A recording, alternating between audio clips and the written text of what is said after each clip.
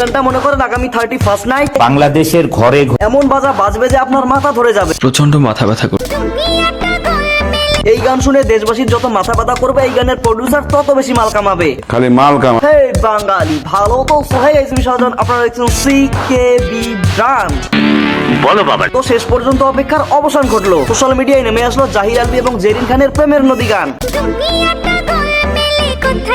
পালানোর কাজ করলে তো আপু পালাতেই হবে। এত সুন্দর একটা গান রিলিজ করলেন, অথচ আমার মতো একজন রোস্টারের সাথে যোগাযোগ করলেন না। আমার মাফ করে দেব। মাপসে এখন আর কোনো লাভ নাই। এই গান দিয়ে আমি রোস্টিং ভিডিও বানাবোই, ডিসিশন ফাইনাল। সেন্ট্রি ওকে হাজতে বন্দি কর। আরে দারোগা কাকা একটু মজা করতে দিবেন না নাকি? এত সুন্দর গান দিয়ে কেউ রোস্টিং ভিডিও বানায়? ভালো কথা, এই গানে কিন্তু ভিলেনের চরিত্রে অভিনয় করেছেন আমাদের সবার প্রিয় সিওসা। এই গানে শিবাসুর ব্রির মতো লম্বা কি যেন একটা টান ছিল, এটা আমি বাস্তব জীবনে কখনো দেখি নাই। তবে হ্যাঁ, একটা ইংলিশ সিনেমায় দেখছিলাম।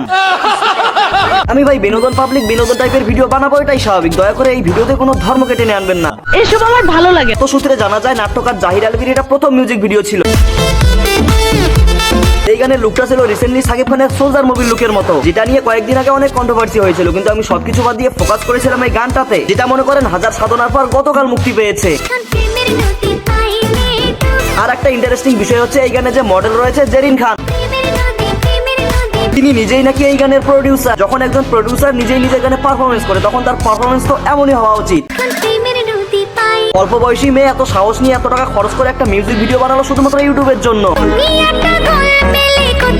আবার মনে করেন যে মিউজিক ভিডিওটার পারফরমেন্স তো অসাধারণ হয়েছে। 10-এর মধ্যে কত দেওয়া যায় বলেন তো ডিরেক্টর সাহেব? আপনি 10-এ 10 পাই। এই গানের মধ্যে শিবাসানু ভাইয়ের তেমন কোনো দরকারই নাই, কিন্তু উনি হয়তো গানের কোয়ালিটি এবং অসাধারণ সেটআপ দেখে রাজি হয়ে গেছে অভিনয় করার জন্য। গানের ব্যাস খেয়াল করেছেন, প্রতি রাইতে এবার এলাকা কাঁপাবে। আর হ্যাঁ, এই গানে কণ্ঠ দিয়েছেন বাংলাদেশের লেডি সুপারস্টার সিঙ্গার কণা এবং পশ্চিমবঙ্গের একজন জনপ্রিয় সিঙ্গার আকাশ সেন। আকাশের প্রতিটা গানের মধ্যে কিন্তু আলাদা একটা ভাইব পাওয়া যায়, এই গানের মধ্যেও ছিল। আর একটা কথা, গানের কণ্ঠ কোয়ালিটি থেকে শুরু করে গায়ক থেকে নায়ক, নায়ক থেকে নায়িকা সব মিলিয়ে 100% গানটা ভাইরাল হবে, এটা শিওর। এবার আমার কথা হচ্ছে, এত সুন্দর একটা গান এত টাকা খরচ করে এত আয়োজিত ভাবে করা হলো, এই টাকা কি ভাই উঠবে?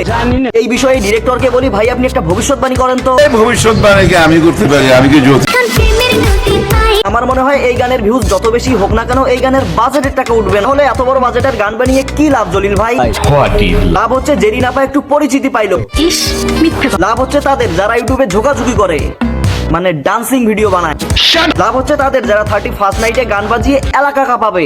আপনার বুদ্ধি তাই না? যখন পুলিশ এসে বন্দুকের নলা পিছন দিয়ে ঢুকিয়ে দেবে, তখন এইভাবে চিৎকার করতে হবে।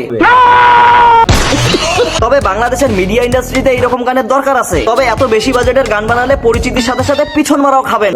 যাই হোক, তাহলে এবার সাবস্ক্রাইবটা করেন, না হলে দ্বিতীয় পর্বে আবার এই গানের মারবো। না না, এসবের কোনো প্রয়োজন। সো গাইস, আজকের ভিডিও এতটাই। ভালো করে লাইক করো, ফেসবুকে থাকলে ফলো করো, আর হ্যাঁ ইউটিউবে থাকলে সাবস্ক্রাইব করো।